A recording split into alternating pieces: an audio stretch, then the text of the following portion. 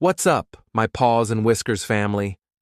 Today, I'm very excited to give you this video because this is for you newbies. This is for you guys who are just bringing home a cat for the first time. You've adopted a cat or two, you've gotten yourself into a situation where you're fostering a cat, or you just found one in the street, whatever it is. Congratulations on having a new feline family member. It makes me, of course, very happy. And you know what you're doing? You're saving a life, and you're going to make your life so much better at the end of the day. So, I'm just so psyched to give this to you, because what I'm giving you is the list of essentials, the stuff that you want to bring home with your cat. Or, if it's too late and the cat's already there, just make sure you've got this stuff, okay? Now, I'm going to break it down for you really quickly. But before I start, I want you to know, if you're bringing home kittens, if you're bringing home really little ones, neonatals, if you're fostering bottle babies, if you're bringing home an 8-week-old kitten fresh from getting spayed or neutered out of the shelter, whatever it is, please go to this link right down here. The kitten lady, Hannah Shaw, put this all together for you. This is the list of essentials for kittens. I'm not even going to get into it. That is her territory. That is her kitten ballpark. So please go and visit that link and get all the stuff she's telling you to get. Don't mess around, okay? I'm going to really gloss over a lot of these things, but I'm trying to take care of you guys the best I can. I'll point out the videos when they come up. Like I said, there's a lot of videos, and you can always rewind and check out the whole channel when you get a chance. But let's start where we need to start today. So, let's start at the beginning. And the beginning is, you know you're going to bring home a cat. You haven't brought home your new adoptee yet, or however it is. But if you have the opportunity to set up a space. 1. Base camp. For your new arrival, and it doesn't matter how old they are. Old, young, it doesn't matter. The concept of base camp really comes into play here.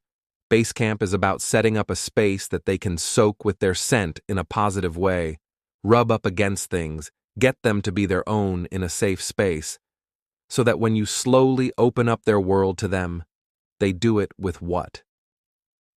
Check out this video right above my head. This video is all about establishing base camp, how important it is, how wonderful and lovely it is, and how to use it as sort of a series of signposts when you do open up the home to them.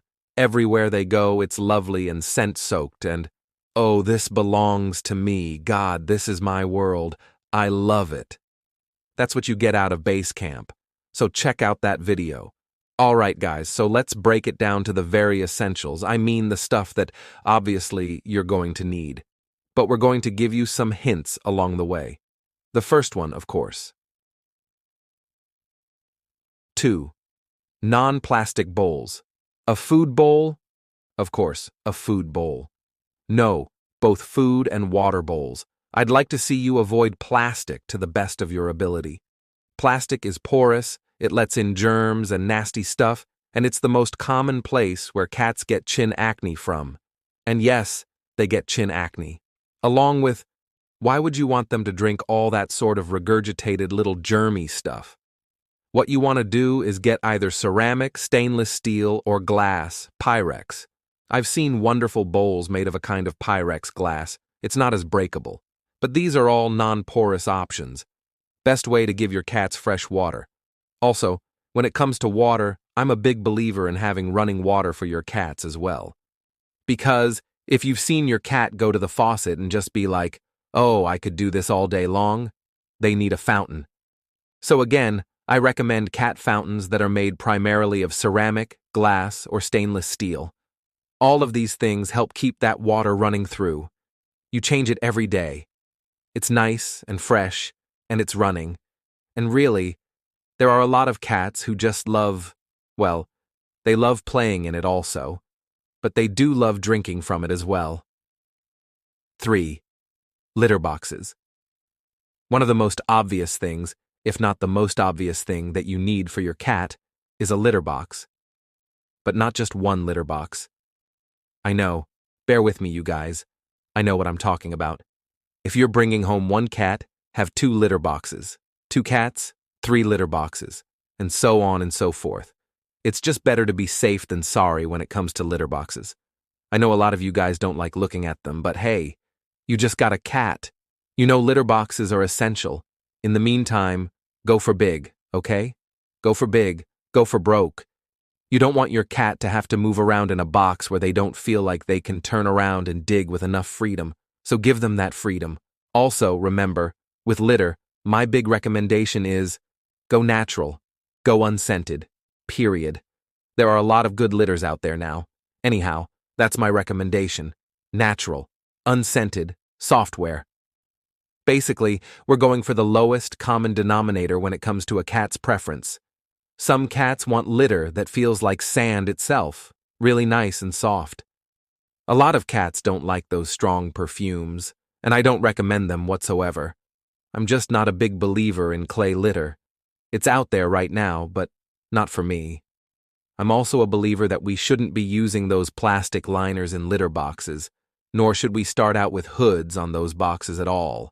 It's a real fallacy to say that cats like their privacy and want a hooded box. Come on, that's for us. Let's just face the facts here. Also, when it comes to liners, again, it's for our convenience. I've seen a lot of cats scratch, get their claws stuck in that liner, and that just tells them, don't go in that box. So again, why take the risk? And don't forget a litter scoop as well, for each litter box. Try a good litter scoop. And hey, check out Litter Genie if you haven't before.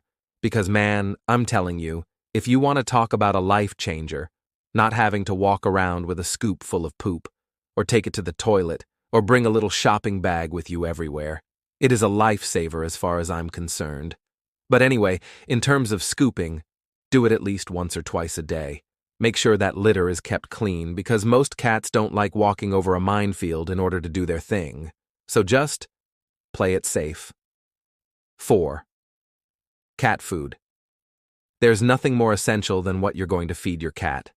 Now, of course, I've talked about this ad nauseum in a lot of different places. Here's my belief on things. I don't like dry food. I don't think you should start your cat on dry food. A lot of shelters and rescues will feed dry because that's what gets donated, and it's a lot easier than getting wet food. So, you want to make sure to do a slow transition over the course of about a week or so. But if you can get your cats onto a raw or wet diet, that's the thing to do. That, to me, makes for a longer life, a healthier cat, and a happier cat, because cats are what they are, obligate carnivores, which means they need to eat meat all the time. A grain-free wet diet is best. Raw is even better. Dry? Don't do it. 5. Scent soakers. The next thing we want to get you going on, and we've already talked about base camp, but what do you put in your base camp? Again, take a look at that base camp video. It talks about the concept of scent soakers. Scent soakers are those soft things that cats can leave their scent on, just by rubbing their body on them, just by pawing at them, and just by scratching them. They are claiming territory in a very positive way, so make sure that you have a lot of scent soakers, and that includes beds of all shapes and sizes. You know, it doesn't have to be the fancy ones. There are some that I just call bed frisbees, those little flat pads that you just deal out like a deck of cards, and those can be on top of your couch, your bed. It's just a great thing to take and move to another place. Again, your cat knowing their scent is somewhere makes it sacred and safe. Scratching posts, of course, are one of the best things you can get for your cats, of different textures, so you get to know your cat. Do they like sisal rope? Do they like carpet? Do they like bare wood? You can find out by getting a number of different things and trying them, and that's a hint all the way around.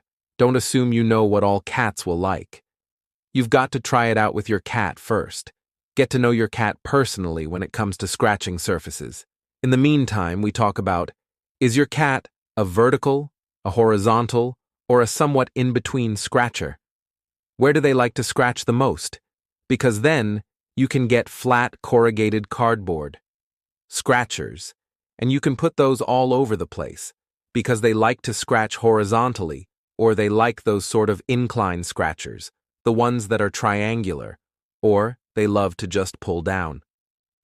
The one shopping tip I'm going to give you on this one is wide base, man. There are tons of bad scratchers out there, which is to say, your cat will extend themselves all the way up, pull down, and if that scratcher pulls away with them, do you think they're ever going to go back to that thing again? Number. You know where they're going to go? They're going to go to the arm of your couch. So go for something that is sturdy, has a nice wide base, and is tall enough to accommodate your cat at their tallest. And that is your golden tip of the day. Cat trees, of course, are really important. And I think another important thing to remember is that it used to be that cat trees were just so expensive. And yeah, you can still get really nice, expensive cat trees, but also, you can get sturdy cat trees that are just not going to break the bank, and you can even have a couple of them. My big recommendation is, wherever there are windows, you have a place for your cat to go, to sit in that window and watch what I call cat TV. That's the birds outside, or the traffic, or whatever it is, and just let them settle in that window where they get the sun as well. You can put those frisbee beds I was talking about in that window if you've got a nice ledge, or you can have cat trees in the window. Anything like that will really help boost your cat's confidence. Scent soakers boost confidence, so don't skimp on those. Get as many as you can to put in their base camp. 6. Cat toys. Let's talk about toys, man. You gotta be Santa Claus when it comes to your new cat, right? You want to make sure that you are playing interactively with your cat. You have to, what? Play with your cat. Play with your cat. Play with your cat. That is just such a key to life with cats. My big recommendation is interactive toys, which are usually the ones that are like a fishing pole with a string and either a feather or some other toy at the bottom of it. In the meantime, just always have that on hand. Make sure that you're putting it away. It's a special toy. Playtime is bonding time between the two of you. So just remember, take that interactive toy out of a cabinet or out of a drawer when it's time to play. Don't leave it on the floor. Don't let them play unsupervised with a lot of different toys, because they could be dangerous if your cat's just sitting there exploring it. I mean, don't forget, as you get to know your new feline family member, are they a troublemaker? Is it like a little Dennis the Menace situation, where if they can get into trouble, they will? Are they really into play? Do they have to be coaxed into play? What kind of toys do you need? Just load up on interactive toys, and what I call remote toys, or self-play toys. You know, the little stuffed mice and things like that. And just get to know them, and what they like to do.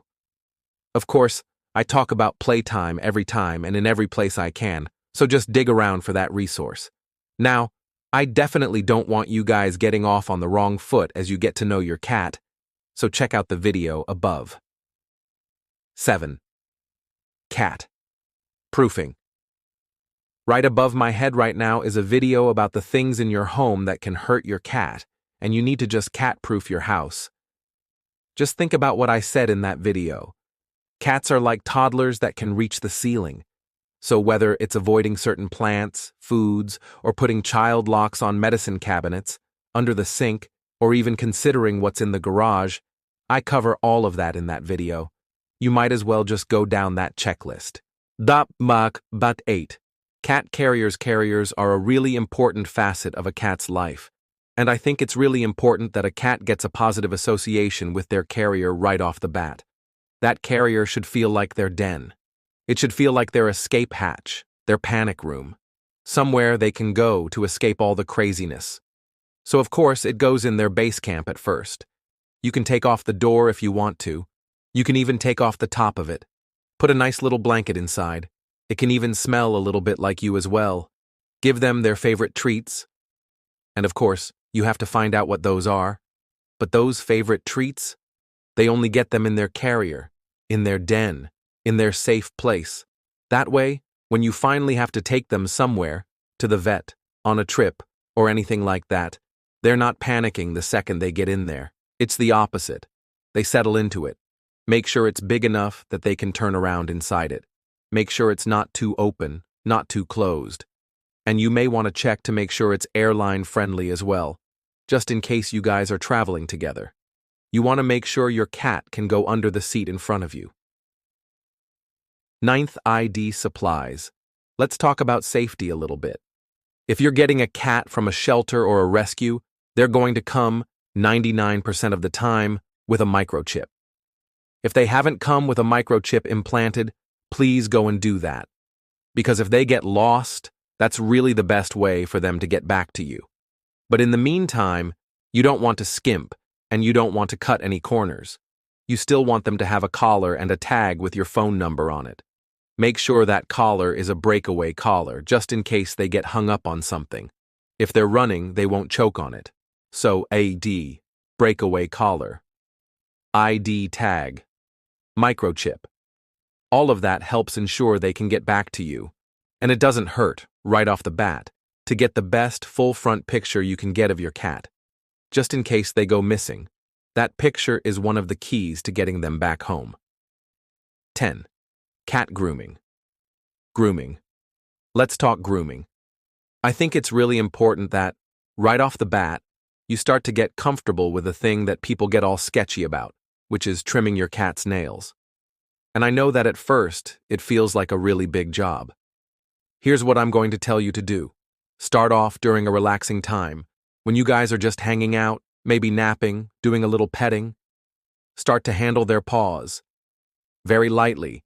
Touch the paws, touch the paws. Keep touching the paws. Give them nice, soft reassurances while you're doing that. Then, after a little while, you're going to start pressing right here on the knuckle, and when you do that, the claw comes out. Just do it a few times. Claw comes out. Claw comes out. Then, we're going to start trimming nails. People use different things, whether it's human nail trimmers or the specialized cat, sort of scissory-looking ones. Whatever you're comfortable with is going to work just fine for your cat as well. Just make sure you take it off the tip. You'll see the blood supply. It's pink. Just avoid that. Go for the tip.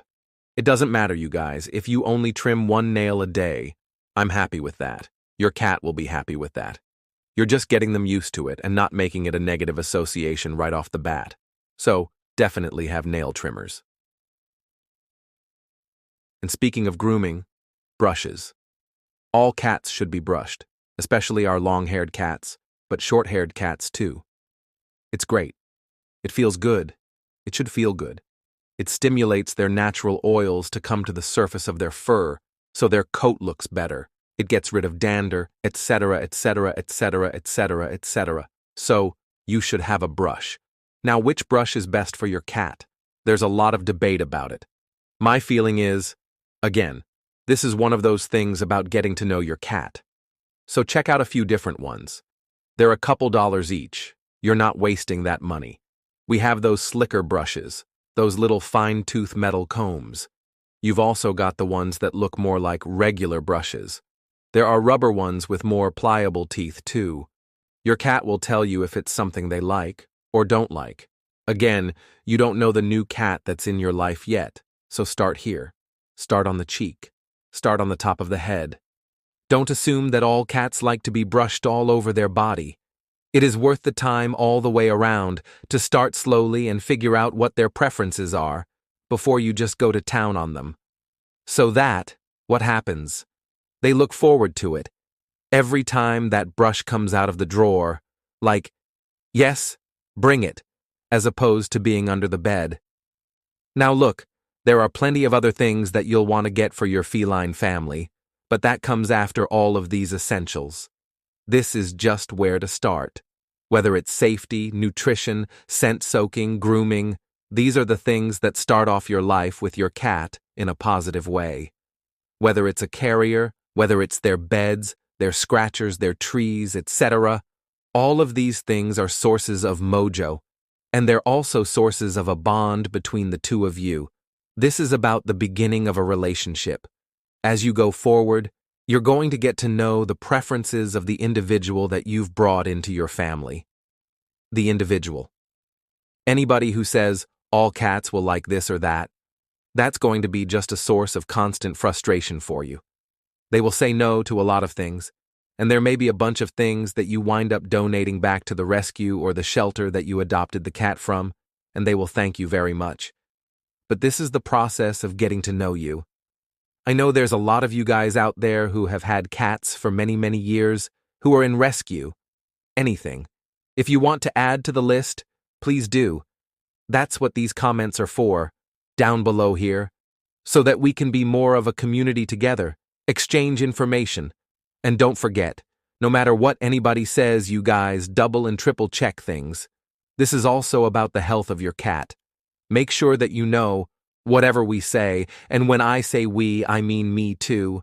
Go ahead and do your own due diligence. Learn about all cats. Learn about your cat. That's the way to do it. And look, maybe I'm biased. Yeah, I'm pretty biased. And then it's about exploring your relationship together. You guys, you're gonna have such a great time. I am just so happy that you brought a new family member into your home, that you saved a life. Think about that. You saved a life. And you know what they say? You know that bumper sticker, right? It says, "Who rescued who?" You're gonna find out what that means, right the first time you have a really bad day and your new friend sits on your chest and purrs, and you're like, "Oh yeah, it's all good."